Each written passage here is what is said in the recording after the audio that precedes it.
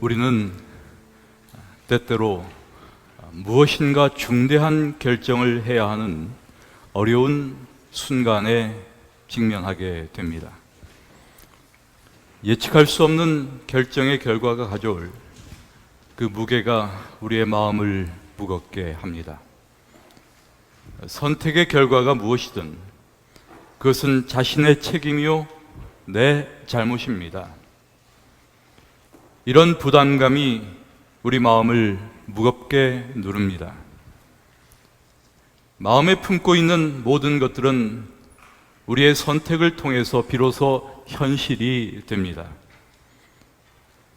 하지만 선택을 잘못하면 마음에 품었던 모든 것들이 수포로 돌아갈 수도 있습니다.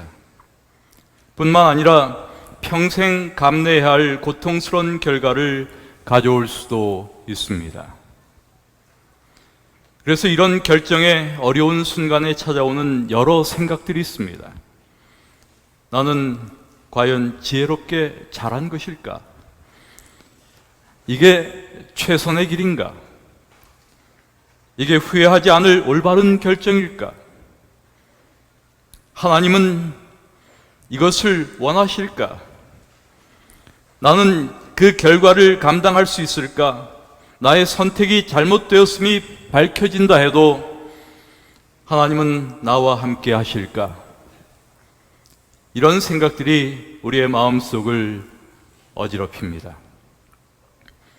여러분, 이런 순간에 하나님께서 우리에게 적절한 길을 선택하도록 말씀해 주시거나 우리를 인도해 주신다면 얼마나 좋을까요?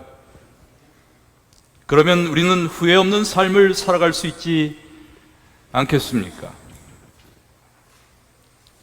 어처구니 없는 선택이나 결정으로 오랜 시간 회한과 고통으로 가슴 아프게 보냈던 경험들을 돌이켜 생각해 보면 결국 모든 것이 하나님의 음성을 듣는 것과 깊이 관련되어 있음을 발견하게 됩니다. 여러분, 하나님의 음성을 들어보신 적이 있으십니까? 하나님의 음성은 어떻게 우리에게 들려올까요? 우리는 어떻게 들을 수 있을까요? 하나님의 음성을 듣지 못한다면 그것은 무엇 때문일까요? 하나님 나라 안에서 예수 그리스도와 함께하는 삶이란 무엇일까? 이런 질문들을 오늘의 말씀의 주제로 생각하려는 것입니다. 오늘 저는 요한복음 10장의 예수님의 말씀을 먼저 소개해 드리기 원합니다. 요한복음 10장 3절과 4절, 또 16절, 27절, 여기에 있는 말씀을 여러분께 먼저 읽어드리도록 하겠습니다. 문지기는 그를 위하여 문을 열고 양은 그의 음성을 듣나니 그가 자기 양의 이름을 각각 불러 인도하여 내느니라. 자기 양을 다 내어놓은 후에 앞서가면 양들이 그의 음성을 아는 고로 따라오되 또 이 우리에 들지 아니한 다른 양들이 내게 있어 내가 인도하여야 할 터이니 저희도 내 음성을 듣고 한 무리가 되어 한 목자에게 있으리라. 내 양은 내 음성을 들으며 나는 저희를 알며 저희는 나를 따르느니라. 우리는 예수님의 이 말씀을 통해서 하나님의 음성을 듣는 것은 그분의 인도를 받는 것임을 알게 됩니다. 목자 되신 그리스도와 그분의 양인 우리 사이에서 목자의 음성을 그분의 양이 듣는다는 것과 그 음성을 듣고 양이 따라간다는 말씀을 통해 이러한 사실을 예수님께서는 분명히 밝히고 계십니다. 성경은 우리에게 하나님과 인간 사이에 있었던 많은 대화의 사례들을 보여줍니다. 에덴 동산에 아담과 하와를 찾아오신 하나님으로부터 하나님과 동행한 에녹, 아브라함을 찾아오셔서 대화하신 하나님, 모세와 대화하신 하나님, 사무엘이 하나님의 음성을 들은 일까지, 그런데 이런 것들은 모두 우리의 종교에서 지극히 예외적인 순간들로 간주되고 있습니다. 그리고 우리는 이 시대야말로 사무엘을 부르시던 시대처럼 하나님께서 침묵하시며 말씀해 주시는 일이 희귀한 시대라고 생각합니다. 그러나 저는 지금도 변함없이 인간이 하나님과 끊임없이 대화하며 살도록 지음받았다고 믿습니다.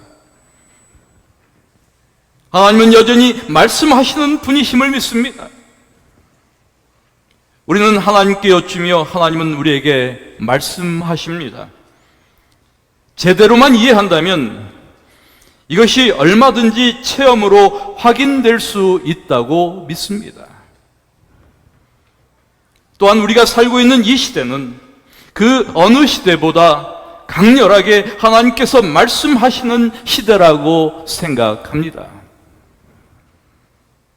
저는 말씀하지 않으시는 하나님과의 삶을 상상할 수가 없습니다. 물론 그럭저럭 살아갈 수 있을지 모릅니다. 또한 자신이 그렇게 살아가고 있다고 생각하는 사람들도 많이 있습니다. 그러나 그것이 하나님께서 우리에게 의도하신 그리스도인의 풍성한 삶이라고 할 수 없습니다. 언제나 하나님은 인격적 임재와 교제를 통하여 그분의 백성 가운데 거하시는 분이십니다.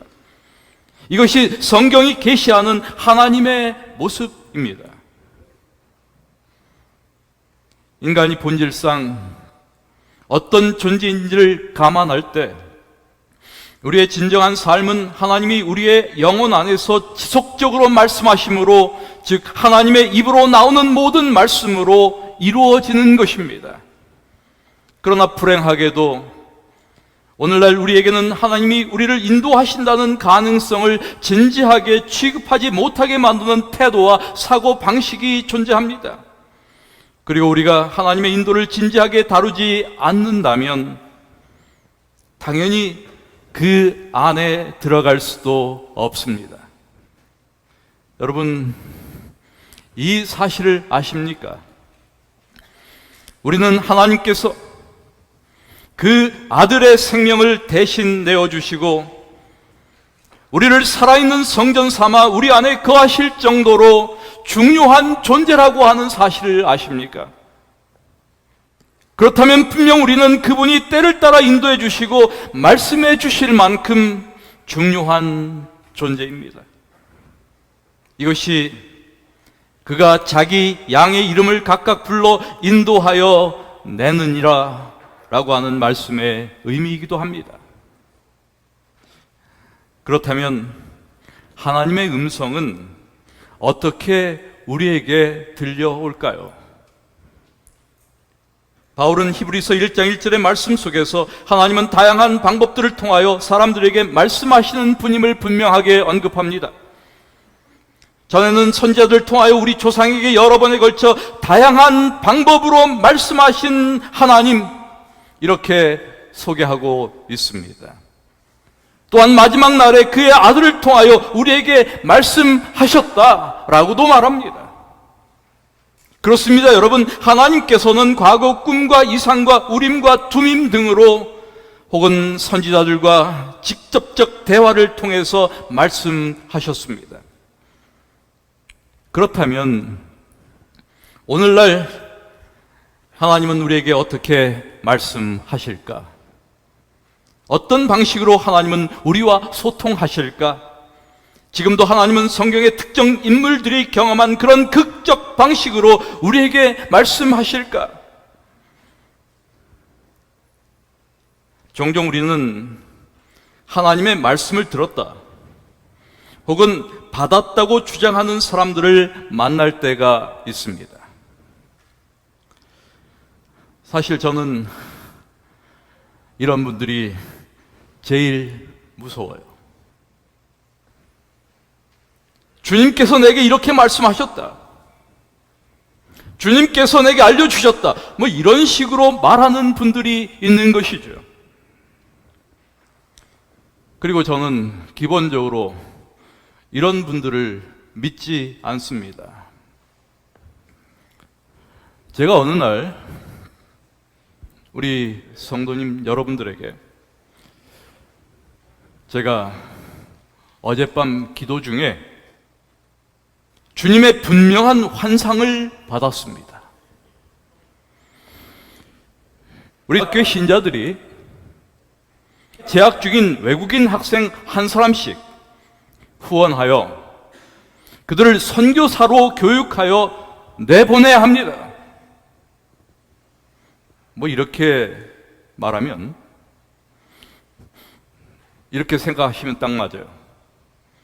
아, 우리 담임 목사가 지금 우리 교인들을 대상으로 약간 사기를 치고 있구나, 이렇게 생각하시면 딱 맞습니다. 제가 이렇게 말하면 그 아이디어가 아무리 좋아도 믿지 마십시오. 이 아이디어는 훌륭한 아이디어 아닙니까, 여러분?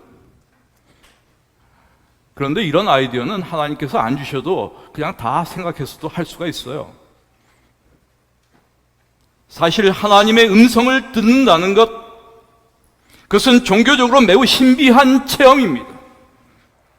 또한 매우 주관적이며 개인적인 경험이기도 합니다. 그런 경험이 없는 것도 거짓인 것도 아닙니다. 그러나 그런 경험은 자신만의 경험으로 간직되어야 합니다. 실제로 하나님이 지시하는 말씀을 들은 사람은 좀처럼 그런 이야기를 하지 않습니다.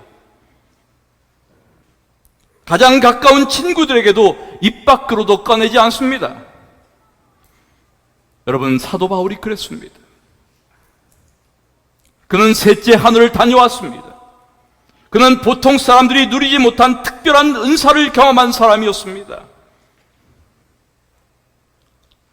여러분, 사람은 누구나 신비한 체험 앞에는 약합니다. 자기도 모르게 자랑하게 되고 거만스러워집니다. 그러나 바울은 14년 동안 셋째 하늘에 다녀온 이야기를 한마디도 입에 담지 않았습니다. 그가 부득이하여 고린도후서 12장에서 그 이야기를 하게 되었을 때 그는 3인칭을 써서 자신을 숨기고 있는 것을 볼 수 있습니다. 그렇습니다, 여러분.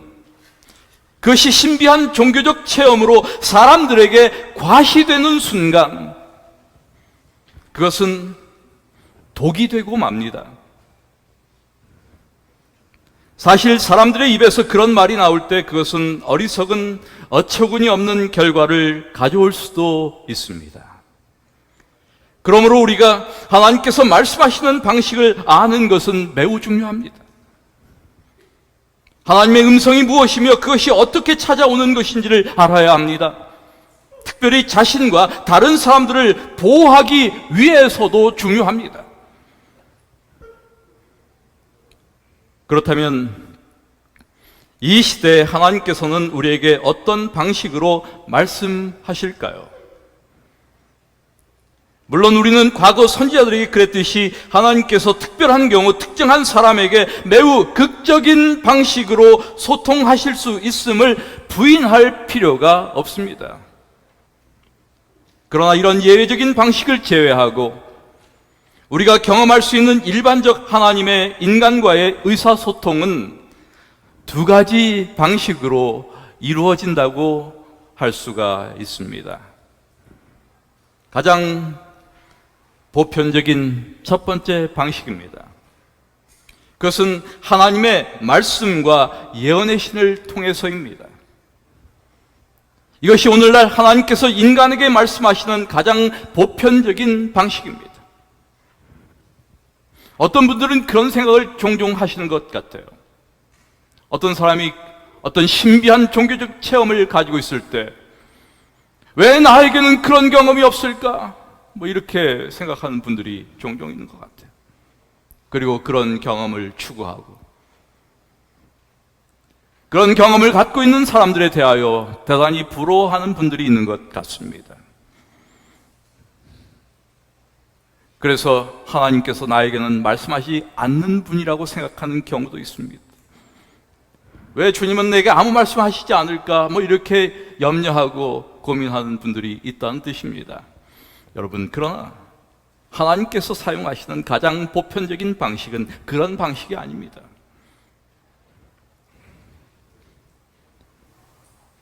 성경은 기록 형태로 보존된 하나님의 말씀입니다. 하나님께서는 과거에 선지자를 통해서 직접 말씀하셨습니다. 그들을 통하여 그분은 이스라엘 백성과 교회에게 간접적으로 말씀하셨습니다. 그런데 지금은 성경을 통해서 세계를 향하여 말씀하고 계십니다. 우리에게는 특별히 엘렌 화이트의 예언의 은사를 통해 제공해 주신 예언의 신의 말씀이 있습니다. 엘렌 화이트의 글들 역시 이런 의미에서 하나님께서 재림교회를 향하여 말씀하시는 기별입니다. 이런 의미에서 성경과 예언의 신은 이 시대에 우리에게 말씀하시는 하나님을 만나는 매우 중요한 자료입니다. 그러므로 우리는 성경과 예언의 신을 통하여 우리에게 말씀하시는 하나님을 만나는 것이 정말 중요합니다. 그러나 불행하게도 종종 잘못된 말씀에 대한 이해로 인하여 우리의 신앙이 왜곡되고 복음이 우리에게 주는 유익을 누리지 못하는 경우도 있습니다. 그러므로 성경을 깊이 연구해야 합니다.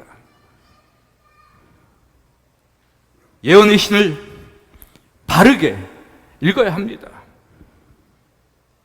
우리의 신앙과 삶이 관습이나 전통이 아니라 이렇게 말씀에 기초해 있어야 합니다. 또 다른 방식은 우리가 하나님께 온전히 흡수됨으로 그분이 원하시는 바를 아는 것입니다. 이것을 사도 바울은 이렇게 말했습니다. 신령한 자는 모든 것을 판단하나 자기는 아무에게도 판단을 받지 아니하느니라. 누가 주의 마음을 알아서 주를 가르치겠느냐? 그러나 우리가 그리스도의 마음을 가졌느니라. 우리가 그리스도의 마음을 가졌다. 그리스도의 마음을 가진 상태를 지금 이야기하고 있습니다. 여러분, 정말 이것이야말로 중요한 문제가 아닐 수가 없습니다. 그리스도의 마음을 갖는 것.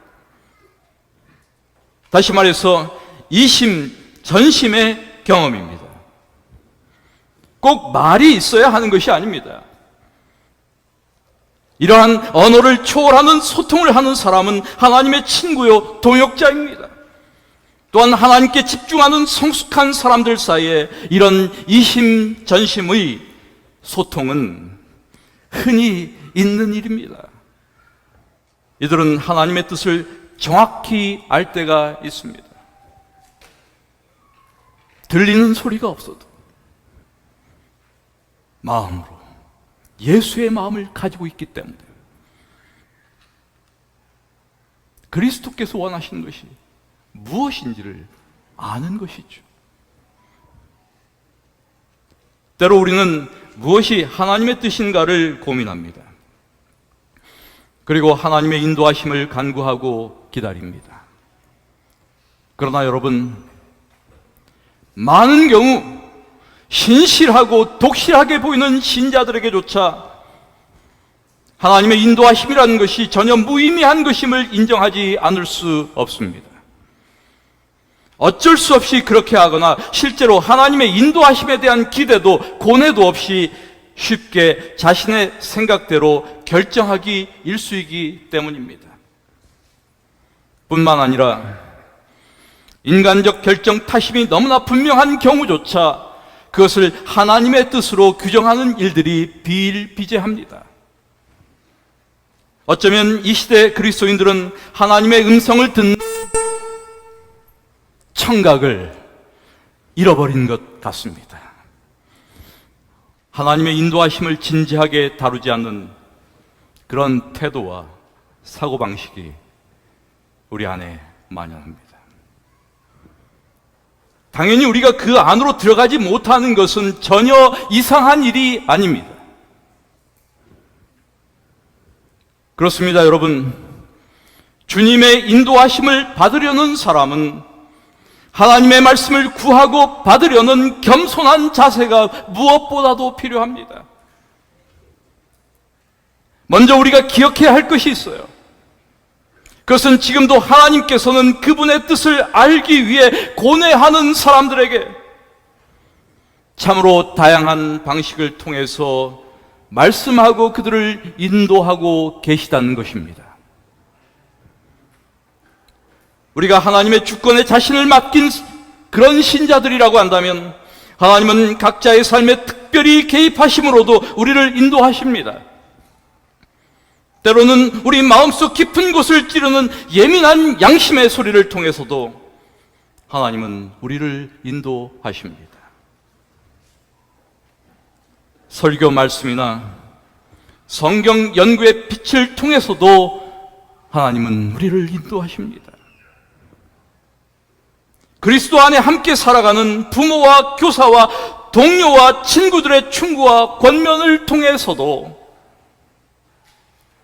여러분, 하나님은 오늘도 우리에게 말씀하십니다. 그러나 하나님의 인도를 포함해 그분이 우리에게 말씀하시는 방식에 대한 세 가지 잘못된 해석이 있어요. 이런 것들은 명백한 오류이며 하나님의 음성을 듣고 그분의 인도를 받아 살려는 우리의 노력에 분명 큰 해를 끼치는 것들입니다. 첫째는 매 순간 하나님께서 어떤 메시지를 주신다는 생각입니다. 하나님은 인생 여정의 매 순간 우리에게 할 일을 일러주신다고 하는 생각이죠. 적어도 우리가 묻기만 하면 언제나 준비를 갖추고 계신다는 것입니다. 그런데 여러분, 그런 일은 없습니다. 하나님은 지금은 이것을 하고 다음은 저것을 하라는 식의 명시적 지시를 하시지 않습니다. 우리는 이 세상에서 각각 독특한 서로 다른 삶의 방식을 통하여 하나님께 영광을 돌리며 사는 것입니다. 두 번째는 어떤 분들은 이런 생각을 가지고 있는 것 같아요. 성경에 다 있다. 이것 역시 심각한 오류입니다. 또한 매우 해로운 것입니다. 성경을 높이려는 의도는 좋지만 지식에 근거하지 않은 열정에서 나온 것입니다. 성경에는 우리 인생의 많은 상황에 관해 직접적 지침이 나와 있습니다. 예를 들어서 우상을 숭배하고 남의 것을 취하고 부정한 성관계를 맺고 부모를 박대할 것, 이런 문제들, 이런 문제에 관해서는 하나님의 뜻을 알고자 여러분 장시간 고민할 필요가 조금도 없습니다. 하지만 인생의 다른 의문들에 접할 때마다 우리 삶의 많은 구체적 상황이 성경에 나와 있지 않다는 사실은 아주 분명합니다. 성경은 우리 인생의 세부 사항에 대해서도 대개 이렇다 저렇다 말하지 않습니다. 아이들을 키우는 법을 한번 알고 싶다고 생각해 보십시오. 성경에 몇 가지 중요한 내용은 나와 있지만 이 주제에 대하여 우리가 알고 싶어하고 알아야 할 모든 것이 밝혀져 밝혀져 있지는 않습니다. 가정과 직장과 사회는 성경이 말하지 않는 수많은 선택과 문제를 우리에게 떠안길 것입니다. 물론 원리는 성경에 모두 들어있어요. 원리에 관한 마땅히 해야 할 말과 할 수 있는 말이 성경에 다 들어있습니다. 그러나 원리대로 살려면 먼저 적용이 필요합니다. 적용이 필요해요. 그리고 대체로 이 적용 단계에서 인간이 상상할 수 있는 거의 모든 일이 성경을 근거로 보통 다 설명하고 입증되고 있습니다. 그러나 성경을 높이고 존중한다고 하면서 현대 신자들이 자주 행하는 것 중에 하나가 있어요. 혹시 여러분들도 그런 것 해보셨는지 모르겠어요. 생각해 보니까 저도 해본 적이 있어요. 소위 성경 룰렛입니다. 룰렛이 뭔지 아시죠? 성경 룰렛. 성경책을 아무데나 펴서 걸리는 구절 하나 골라서 이것이 오늘 하나님께서 내게 주시는 메시지구나, 이렇게 생각하는 것이죠. 이것은 하나님의 뜻을 알려고 하는 어떤 절박한 노력, 이런 것을 보여주는 부분이다라고 할 수 있지만은 동시에 미신적 특성을 보여주는 부분이기도 합니다. 이런 방식은 성경이 권하는 절차도 아니고 이런 방식으로 하나님께서 우리에게 메시지를 주시는 일도 없습니다. 하나님이 말씀하시는 방식에 대한 또 세 번째 잘못된 사고는 아무래도 좋다는 것입니다. 이 생각은 은연중에 우리 신자들의 뇌리 속에 널리 퍼져 있습니다. 하나님의 말씀하시는 방식에 대하여 고민할 필요가 없어서 마음은 편할지 모르겠어요. 그러나 사실 이것은 하나님과 자녀 간의 의식적 대화의 가능성을 일체 포기한 것에 지나지 않습니다. 이런 생각을 가진 분들은 모든 것이 하나님의 뜻이에요. 어떤 일이 벌어져도 하나님의 인도로 받아들이는 것입니다. 대단히 신앙적으로 보이지만 우리 인생에 벌어지는 많은 것들이 유감스럽게도 하나님의 뜻이 아닙니다. 진정 하나님이 원하시는 일을 알고자 하는 사람에게 일이 어떻게 되든 그분의 뜻이라고 말해주는 것은 사실 전혀 도움이 되지 않습니다. 내가 어떻게 하든 모든 결과가 다 하나님의 뜻이 아니라는 것입니다. 그렇다면 하나님께서 우리에게 말씀하시는데도 불구하고 하나님의 음성을 듣지 못한다면 그것은 무엇 때문일까? 이 역시 중요한 질문이 아닐 수 없습니다. 그것은 우리가 하나님과 대화를 나누는 관계를 이해하지 못하기 때문입니다. 또한 그 대화를 받아들이지 못하고 그것을 향하여 자라가지 못하기 때문입니다. 여러분, 우리가 듣지 못한다고 해서 하나님께서 우리에게 말씀하고 있지 않은 것이 아닙니다. 인간끼리도 상대가 하는 말을 듣지 못하는 경우가 얼마든지 있습니다. 그분의 음성에 주파수가 맞춰져 있지 않으면 우리는 들을 수가 없습니다. 하늘이 하나님의 영광을 선포한다는 시편 19편의 말씀처럼 자연에서 들려오는 음성이든 각 개인을 향한 하나님의 특별한 의사 전달을 통해 들려오는 음성이든 우리는 하나님의 음성을 듣는 법을 배우지 못한 것이죠.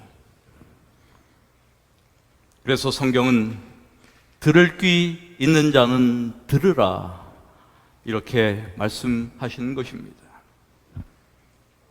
특정 방송을 듣기 위하여 주파수를 맞출 때 그 주파수를 정확하게 맞춰야 하는 것처럼 하나님의 음성을 듣기 위해서도 그 주파수를 하나님을 향하여 정확하게 맞춰야 합니다. 무엇보다 주파수가 맞아야죠. 그러면 잡음은 저절로 떨어져 나갑니다. 성령님께서 우리에게 말씀하시는 소리는 세미한 소리입니다. 그것은 우리의 영혼의 양심의 내면의 소리로 들리는 것입니다. 우리가 민감하게 주님의 음성을 듣기 위하여 고뇌하며 집중하지 않는다면 놓치기 십상입니다. 자신을 성찰하는 사람들만이 들을 수 있습니다. 이 성찰에 대해서 신영복 선생은 이렇게 이야기했습니다. 성찰은 나를 살피고 또 살피는 투쟁이다. 그렇습니다, 여러분. 우리에게 이러한 영적 민감성이 요구된 것입니다. 나를 살피고 또 나를 살피는 것.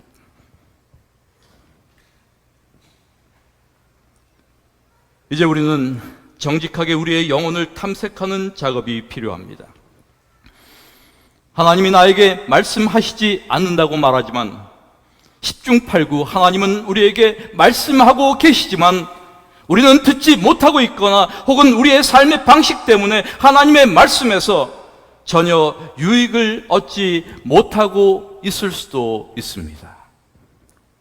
일반적으로 하나님께서 우리에게 말씀하시는 것은 참 좋은 일이에요. 그러나 개인의 상황에 따라 하나님이 거의 혹은 전혀 말씀하시지 않는 편이 차라리 나은 이유가 있을 수 있습니다. 하나님이 내게 말씀하시지 않는 것이 사실이라면 혹 내가 그 경우가 아닌가 살펴보아야 합니다.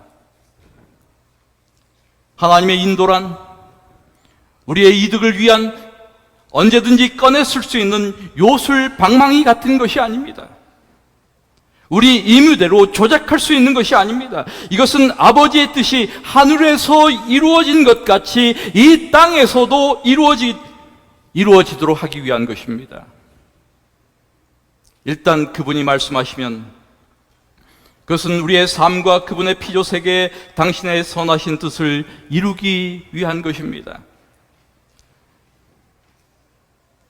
문제는 그것이 하나님의 인도하시는 길일진데 우리는 과연 순종하며 따를 준비가 되어 있는가?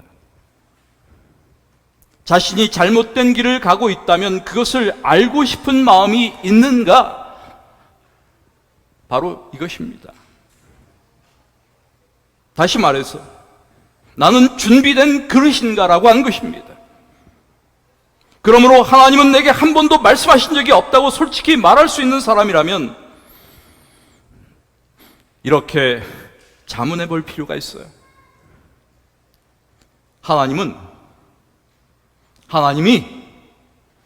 하나님께서 왜 내게 말씀하셔야 하는가? 여러분, 하나님께서 여러분에게 말씀해야 할 이유가 있습니까? 하나님께서 왜 내게 말씀하셔야 하는가? 내가 어떻게 살고 있기에 그분이 나에게 말씀하시는 것이 합당하단 말인가? 그분과 나는 삶 속에서 함께 일하고 있는가? 혹 나는 내 생각과 뜻을 가지고 있으면서 형식적으로 하나님을 약간 이용하려 하는 것은 아닌가? 그렇습니다, 여러분. 우리의 삶이 하나님의 뜻에 헌신되어 있을 때 그분은 우리에게 말씀하실 이유가 비로소 생기는 것입니다. 물론 우리의 삶이 그분의 뜻에 헌신되어 있지 않다 해도 그분은 우리에게 말씀하실 수 있어요. 혹 우리가 전략적 위치에 있다면 그분의 목적을 위하여 우리를 사용하실 수도 있습니다. 아무리 잘못된 길로 가고 반항한다 할지라도 어디까지나 우리는 그분의 피조물이기 때문에 하나님께서 말씀하실 수 있습니다. 그러나 우리는 자신이 원하는 것과 하나님이 원하시는 것, 자신이 원치 않는 일과 주님이 원치 아니하시는 일을 분별하기 위하여 거룩한 하나님의 임재 앞에 나아가 그분의 음성을 듣고자 하는 경우가 얼마나 있나? 하나님을 사랑하는 분명한 의식을 갖고 하나님과 기꺼이 협력하려 한다면 반드시 나는 무엇을 위해 살고 있는가라고 하는 문제를 먼저 해결해야 한다는 말입니다. 그리고 주님의 인도를 따르는 삶을 살기 원한다면 이제 하나님의 말씀을 어떻게 듣는가라는 질문은 마땅히 다음의 선결 질문으로 바뀌어야 합니다. 하나님의 말씀을 듣는다면 나는 어찌할 것인가? 이것은 정말 중대한 질문입니다. 하나님의 뜻은 나의 이익에 도움이 되지 않을 수도 있기 때문입니다. 우리가 종종 부르는 찬미 가운데 주님의 뜻을 이루소서라고 하는 찬송이 있어요. 우리는 주님의 뜻을 이루소서라고 찬송하지만 주님의 뜻이 정말 이루어질까 봐 걱정이 돼요.